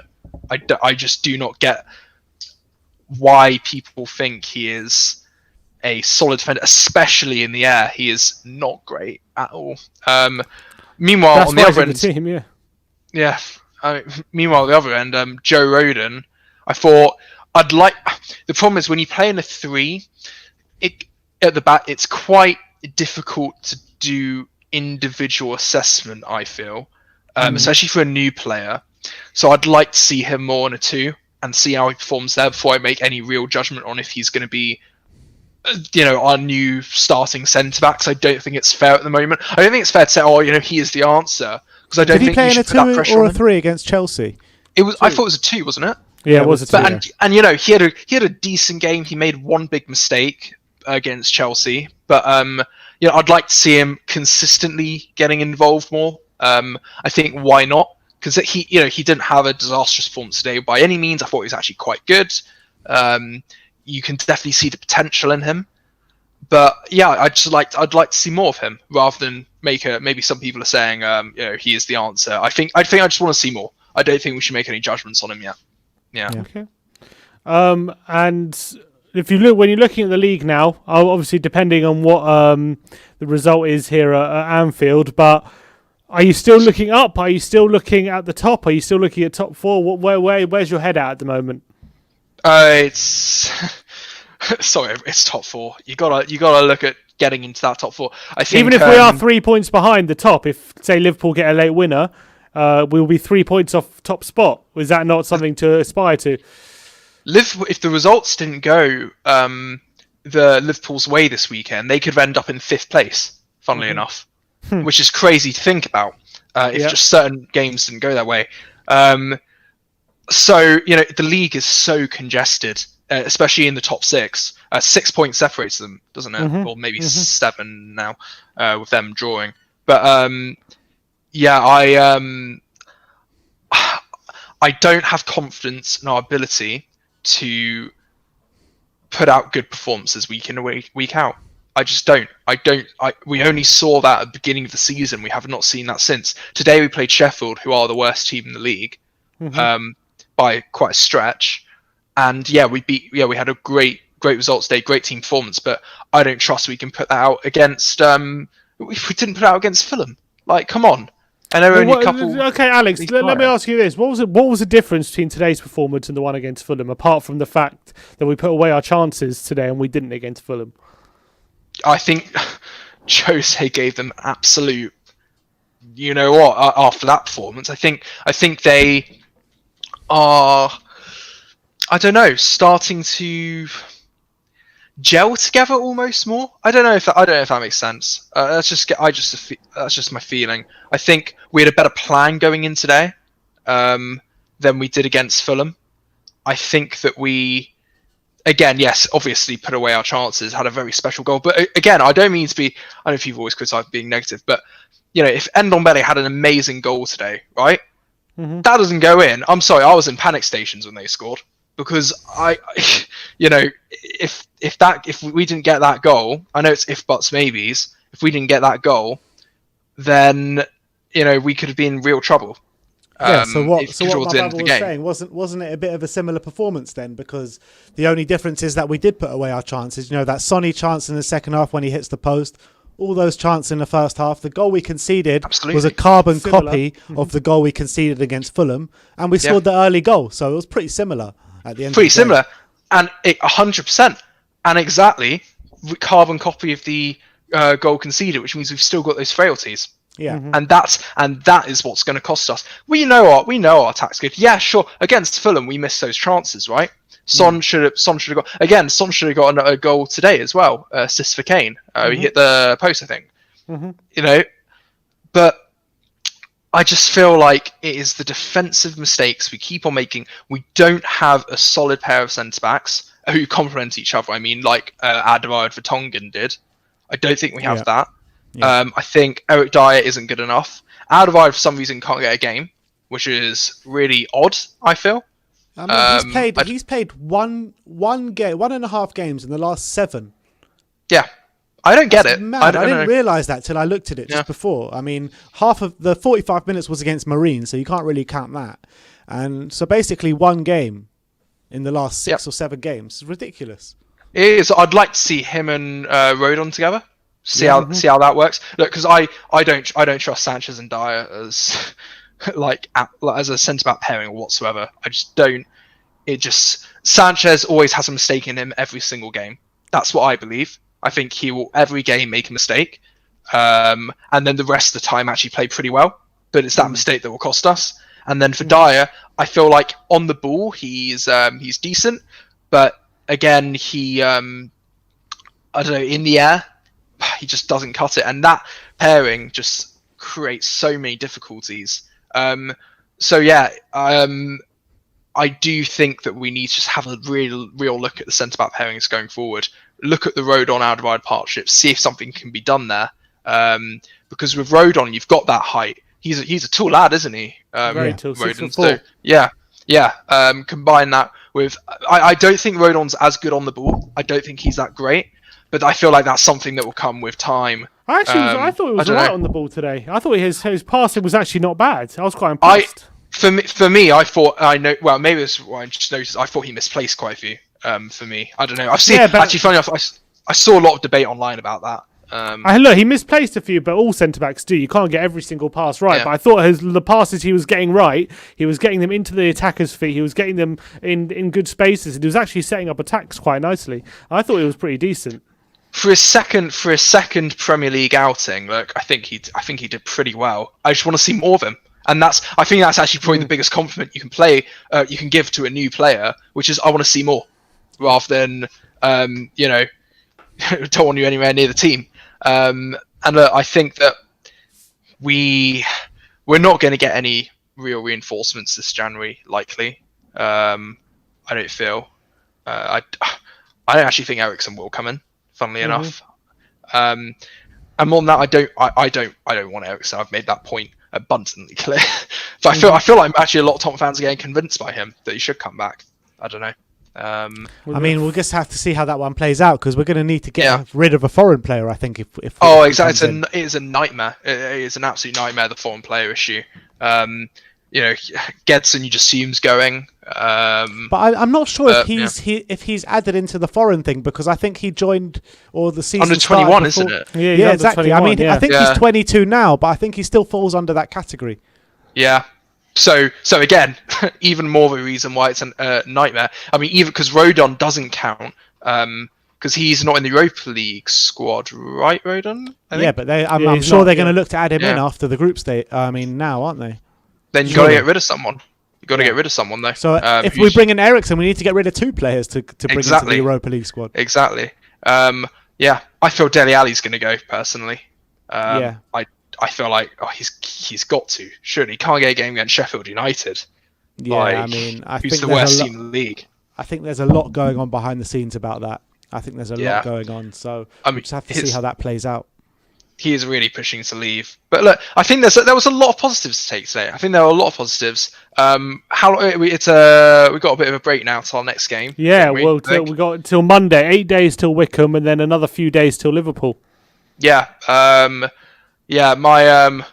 My dissertation supervisor is a Wickham fan, so we have to beat them. 100%. So my head. Let's hope we do it more convincingly than when we beat them last time. Yeah, that's definitely true. Oh yeah. So fingers crossed for that. I really hope we beat them, give them a good walloping. And then we got some big games. Big games. Very big games. They're all coming thick and fast. But Alex, thanks for coming on, mate. Thanks guys. Cheers. Up the Spurs. Nice one, mate. And this is our last guest now, Ariel. Yes, Ariel. How's it going, man? Come on, you Spurs. I'm good. How are you guys? We're good, man. Good to see 3 you. points. How can you not be happy with 3 points? How do you assess that performance today? I know. Yeah, it was a great performance, and I was really happy with how the game pans out. We really started fast, and we starting fast we've been doing that pretty much all season, but it's just been scoring that second, third goal. That's what's been killing us. But we've done that today, so I'm really happy. And I just wanted to say again, what do you guys think about the performance of today? The difference between this performance and against Fulham? Because personally, I don't think there was a difference. The difference between the two matches was we scored more goals today and we didn't against Fulham. Because I look at the game against Fulham, in the first half, we did have chances to kill the game. And I always have that feeling whenever we score that second goal, it's pretty much game over for any team that's playing against us. Forget about the West Ham game that it was a probably crazy one. But apart from that, every time we score a second goal, no matter what, we end up winning the game. So I don't know what you guys are thinking, the difference between the two games, because I pretty much think we performed well. Because against Fulham, we had Son through on goal in the second half. It could have killed the game. Second half as well, we started a bit better. But it's just when they scored, it's just, it just killed the team, man. Yeah, I mean, I agree with you. Yeah, we've been asking the callers the exact same thing. And, I think... Yeah. And the another thing is, people I've seen against Fulham, people blaming Mourinho for the team ended up drawing. But can you actually blame... I feel like we all play football, and then I feel like it's the manager's responsibility to set up a team to create chances. That's on the manager. But now, scoring goals, that's on the player. You cannot blame... If the team is creating and not scoring, you can't blame that on the managers. That's the players' fault, because they're the one getting the chances, and they have to be the one putting the chances in. See, if the team is not creating chances, then I'll give it on to people saying, oh, why is he setting up the team and the team is not creating chances? That's on the manager. But you can't really blame the manager, like, if the team is creating but they're not scoring. Like, for example, I think the last 2 games, Son hasn't been great, but he's been getting chances to score. He could have had two goals in the last 2 games, but he didn't. And then same with Bergwijn. Bergwijn had chances. Same with Sissoko last time around.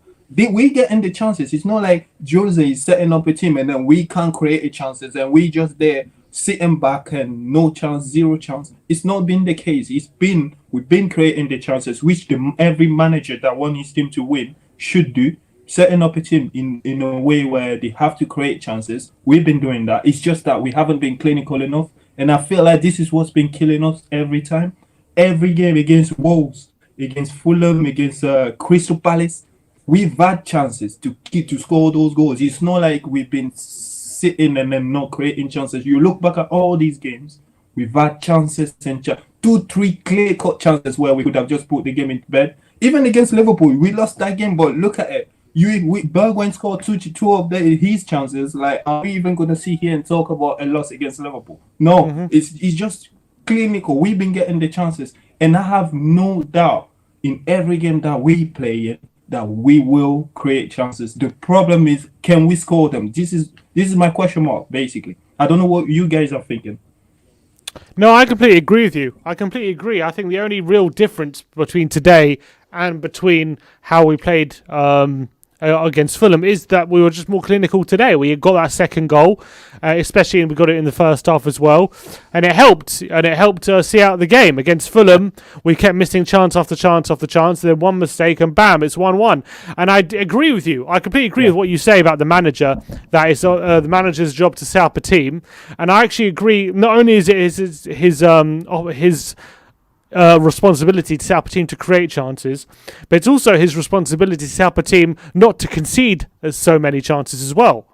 And I think he's also doing that correctly. And yet again, it's individual mistakes at the back, not a team dynamic that is costing us. So I actually think Mourinho is not doing badly in how he's setting us up, and I agree with you there. And I've been saying that consistently because you just have to remember, like, if you pick our best 11 right now, you have just to look at it. When he didn't work out on the pitch in the last few years, he didn't work out on the pitch. You pick our best 11, and then only apart from Reggie and Hoiberg, the rest of them, they basically poach players. So Jose is coaching poach players to do what they haven't been doing in the past few years. So let's just put that in our mind as well. Like, he hasn't been working out on the poach in the last year or so, and then he took over a team. Apart from the left back and the centre mid, everyone else is pretty much the same players, and he had now to instill in them how to defend firstly, and they've been doing that because we've been solid defensively. One thing I would just agree with Josh just was mentioning there is we need to, since we know we can't defend crosses, we just need to stop the cross coming in. This is what we need to do better. I feel like whether it's Ori and Reggie, I think Jose just need to tell them to stop the crosses, not allow crosses coming in at all, because our next games it's against Liverpool, and we know how well Robertson and Trent can cross the ball. So we have to actually stop those, not giving free kicks away, not giving corners away. These should be, once we do those things well, I think during the play, I'm not really scared of us conceding while the team is building up a play. I'm just scared when crosses coming in and set pieces. We have to defend on the set pieces. This is our weakness, and we just need to, like, we can't buy players. We know we don't have the fund to buy player right now to replace left, right, center. But what we just need to do is just making sure, like, we do what we have. And I hear people complaining, "Oh, Jose out last time." Like, come on, guys.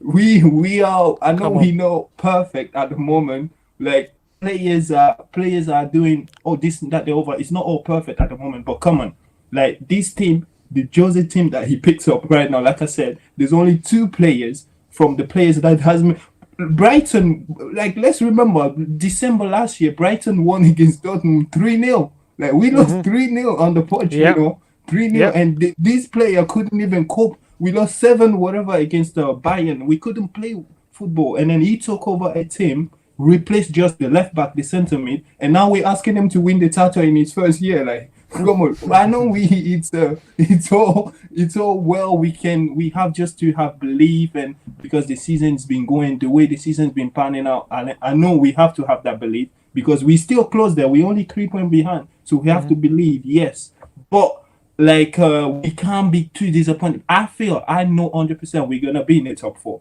I feel like we will be in the top 4, but we can't really, if we get top 4 and the trophy, is that really a decision? Absolutely. I think he's done already better than Poch did. So I'm pretty happy with it. I have good feeling with the way Tottenham is playing and the way he's building his team. Like I said, it's a slow process.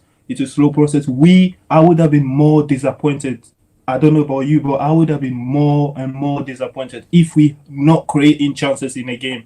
If we're not creating chances in a game, I would have been so disappointed with that. But the fact that we getting chances after chance, you put them in, we know we're winning. Like, against Liverpool, I can already tell you, we will get chances against Liverpool. Next time we play them around, we will get chances. It's just a matter of, can we put that in? Can we bury those chances? This is literally our problem. And that's on the players. I just watched Jose's press conference after the game, and then they asked him about Tanguy, and he literally praised Tanguy because I have to say, Tanguy, man. What else can I say about this guy? Like, unbelievable player, unbelievable. And just Jose said literally the same thing. He literally said he's a great player.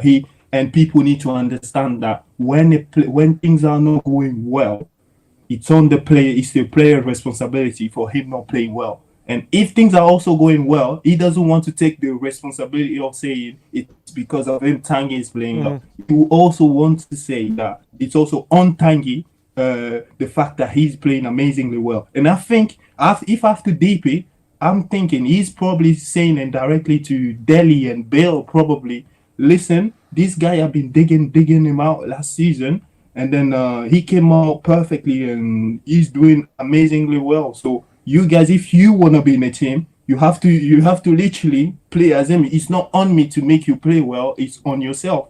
And you look at every great player in the world, they don't play well because of the manager. They play well because they're looking at their own stats. They know that people's going to judge them because their own stats is under jeopardy. It's not because the manager is this person or the manager is that person. Ronaldo's not gonna drop his standard because he's having to play under a different manager, because he knows once he does that, Messi is just behind him, is gonna overtake him. So people need to understand that. I hear the fact that you guys also on the watch along was calling for Bale and why Dele Alli is not in the team. Listen, did we watch Bale against Mourinho? Did you not actually think he's the type of player that can come and change the game? I don't think so. I don't know what you guys think. I mean, he come on against Brighton, scored a winning goal that day. I personally think there's a good player. I personally think there's a good player in there, and he needs game time to kind of unearth that, and he's not going to get that by sitting off the bench, and he's earning a bit too much just to be sitting on the bench as well, to be honest. Yeah. You're right. You're absolutely right about that. But would you say if Jose really knows that he's got a match winner on the bench, do you actually think he's gonna make them sit on the bench for long? Do you actually? That's my question mark. Because you have to wonder. You have to ask yourself. It's also nostalgia, nostalgia from the past of having Gareth Bale in his pomp for however many years that we did, and we just so badly want him to get back to kind of scoring goals for Tottenham, whether it be the same way he was doing it all those time ago or in a different way it is now. But I think that players like Gareth Bale, you don't lose what you have overnight. You know what I mean? I think you can adapt your game and still become good. Yeah, definitely. Yeah, you're right. It's more about the nostalgia of the past. Yeah, you're thinking what he's done in the past. You want him to do well. I still think he can win us some points this season. I still think he's an important player, but because he's well of his fitness, he's like an injury-prone player. So sometimes it's a bit difficult and could be difficult for a player of that caliber just to come and just have an impact in a physical game like Sheffield will play. Against Sheffield, for example, it's going to be a bit more. He's going to have to win battle with his physicality. I don't think at this point he's probably ready for that. So it's going to be tough. It's going to be tough for him. But I still think he's an important player, and if you can bring him on the bench maybe for 20 minutes every game, I think he's gonna do it. I don't think Jose has given up on him. I don't think so. I think like Jose want him to be. Especially physically, he want him to be on point before he can have an impact into like in games and all that. So I still think he's gonna play a big part like in our season, and I still think he's gonna be very important for Spurs. And just on that thing as well, I know you guys said you don't want to see Dyer against Liverpool. Do you actually think he's gonna be better without Dyer? Us playing Liverpool against? To be honest, I think it doesn't really matter because I don't think there's a chance in hell he doesn't play Dyer against Liverpool. So I think Dyer most definitely will be playing against Liverpool. I'm just getting a bit frustrated with his defensive headers and leading to goals. Yeah. Well, we pretty much know why Jose wanted a centre-back, another centre-back. He wanted a screener that you can clearly see why he wanted those type of players, because Skriniar will win you every header that comes in the box. He's literally the king of headers. So when headers come in the box, he's going to win them. So this is why you can clearly see why we needed that Skriniar type of player. But I still feel like we haven't got much chance because you can't really play Toby and Roden against Liverpool, because you can argue that there's a bit of inexperience, apart from Toby, obviously, but Roden, he can, from time to time, I know it's his first season in the Prem, but from time to time, he can make mistakes. When we play in Liverpool, we know we're going to sit back. So Dyer, do you know the way we play Highline today, it's not the type of game you want to play Dyer. When we play Highline, because Dyer's not going to run back. Like, he's not going to run back when a player, very fast player, is running in behind him. He's not going to do that. But when you're playing Liverpool and you're sitting back, and then you're sitting back, that is type of games. So where he sit back and he can just watch everything in front of him. He can just place tackle and slide tackle here and there, and that's what he likes to do. But people play Highline and then play Dyer. That's when it's a trouble where you can be caught on the counter. And this is why nearly today, Sheffield tried to do that once or twice. It nearly worked. So this is the type of game I would say you maybe play a Roden and a Sanchez just because of their pace. But against the Liverpool, against the City, sitting back, I think it's better to play Toby and Dyer. I would trust them more because you know they're gonna have more of the ball, and they don't. Liverpool's not gonna have space in behind to run into, so it's a good game for Dyer, I believe. All right, Yeah, nice I completely agree. I think that Dyer needs someone more kind of experienced next to him. I don't think he should be the most experienced centre back on the pitch. But Ariel, thank you so much for calling in today. Nice one, great Ariel. call as always. Thank you, guys. Cheers. Speak to you soon. Cheers. All right. All right. So that was a mammoth post-match fan show. Thank you to all the guests that called in. All your opinions were brilliant today. I really enjoyed that. Finally, a post-match fan show talking about a win. Sim, any closing words from you? Yeah, look, solid win. We'll see. We're going to see the last few minutes of this game at Anfield, still 0-0. Shall we stay on for the last 4 minutes of the game? We can do. We can maybe read some tweets. Put the game on, just do a 4-minute watch along. Yeah, we'll maybe watch the render the game because if what's going on here? Who wants to do a 4-minute watch along, guys? Let us know in the comment section. Yeah, sounds like a great idea. Yeah. Cool. Well, yeah, we're very close to the end of the game. Let's see. All right, 87 minutes on the clock. Let's see what we got here. United have actually had a few chances last few minutes from what I've been seeing. So I guess the result we want in this game... Draw or Liverpool? Draw or Liverpool. So as long as United don't get a late winner, better, which will be happy. Draw or Liverpool? Draw, probably. Draw, yeah. Both of them drop points. Mason Right, Greenwood is going to come on. Greenwood is coming on for the last few minutes. But yeah, draw would be a good result. It puts us 4 points off top spot. 1 point behind Liverpool. McTominay's down injured. I rate McTominay. United. Yeah, he's been very pretty good decent. player. He's been pretty decent. But it seems like this has been a very, very close game between Liverpool and Man United. Not many chances in it. Is someone going to win it though at the end of this game? Let's see. Last few minutes. We're on 88 minutes at the moment. Bruno's getting a heated... Let's give him a 3-game ban, Bruno. He's swearing at the ref. James Milner. And James Milner. If any, that's a sub to see out of the game if I've ever seen one. I think Liverpool happy with the draw here? Probably not, no. McTominay's coming back on the pitch for Man United. And what's Bruno? Tosh says Ollie's renting our bus. Is Bruno going off? He's really not happy he's going off, Bruno. He wants to stay on. Yeah, he thinks he's got this game. Yeah, he thinks he can do something. Oh, he's pissed. He's pissed at Ollie. Oh. What's this manoeuvre he does when he goes on and off? He does the cross thing and then he's like... I don't know. Kisses every single part of his arm. No idea. Absolutely no clue. All right, thrown to Man United. Cavani was cleared away. Last few kicks of this game, and then we'll know exactly where we stand going before the Liverpool game after this. Yeah. So we're just about to enter stoppage time. United have a throw deep inside the Liverpool half. It's just a lot of stop-start. If we can beat Liverpool, that'll be absolutely amazing. James Milner makes Eric Dyer look like Usain Bolt, John Barry says. Here's Luke Shaw. Another Shaw. The United team happy with the point, to be fair. How things are going. How many minutes going to be added on? Let's see. Here's Shaw. Down the line to Pogba. Pogba into Rashford.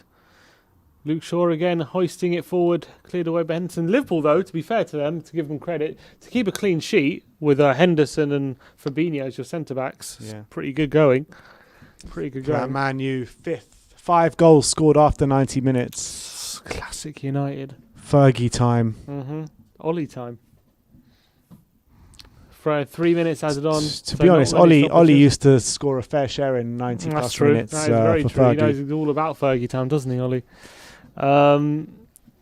Here's Fabinho launching it forwards. Origi's there, in behind. He's picked up the ball. Here's Mo Salah now. Can they get a last-minute winner? It's Divock Origi. into the penalty area on the right-hand side, gets a ball in the box. It's cleared away Corner by Maguire, and it's a corner, just like they scored against Spurs in the last kick of the game from a corner. Can they do the same to Liverpool, to Man United?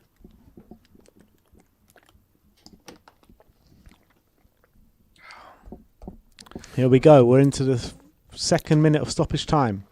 Liverpool with a corner. Trent Alexander-Arnold. Out-swinging corner from the right-hand side. How come Last Donny van de Beek never chance. plays? In the box. Oh, just headed out by Pogba. Yeah, he never gets minutes, does he? Oh, no. Here come United. Are they going to get a last-minute winner? Oh, well done, Milner. Does well there. Mops up the danger. Henderson now for Liverpool. Curtis Jones trying to build an attack. They've got a minute to score. Otherwise, it's going to be 0-0 in this one. Here's Fabinho. It's Henderson now. Trent. United still can't beat a top 6 team, right? Have they not beaten anyone inside the top 6? It's a free kick to United last minute inside their own half. No, and they beat Everton, who were 6th. Right. I wasn't really counting Everton as a top 6 team. Well, yeah, I guess it depends how well they didn't beat Chelsea. Yeah. And they didn't beat Arsenal either. But Are Arsenal, you counting Arsenal's top 6? Arsenal are bottom 10, bottom 16. 30 seconds to go. All right.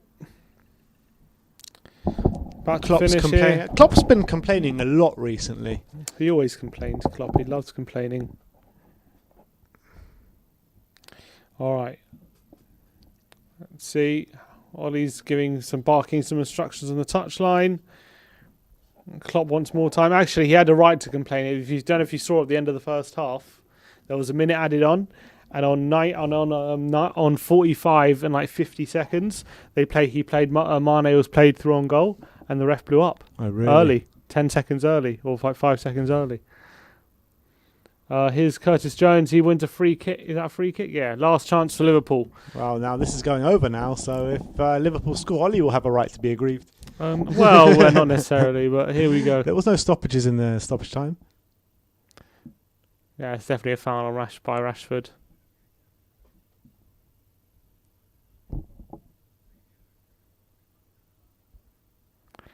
This is going to be the last attack of the game. Trent holding over this free kick now.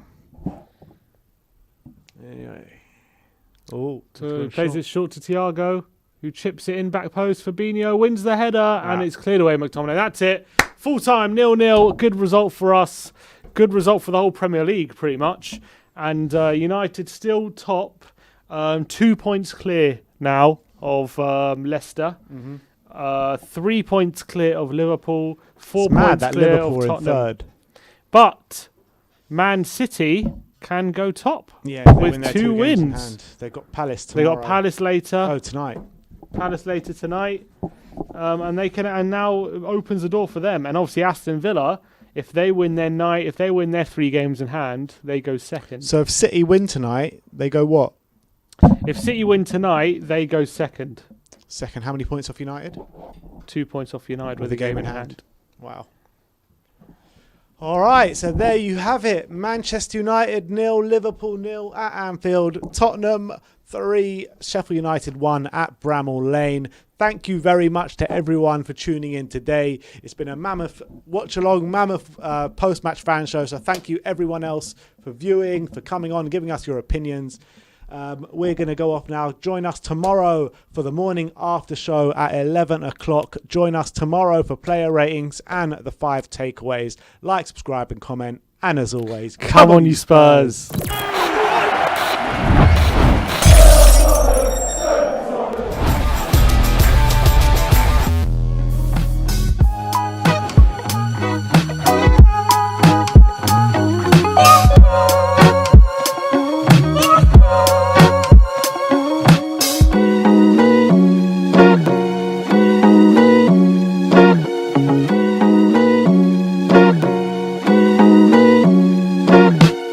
Thank you.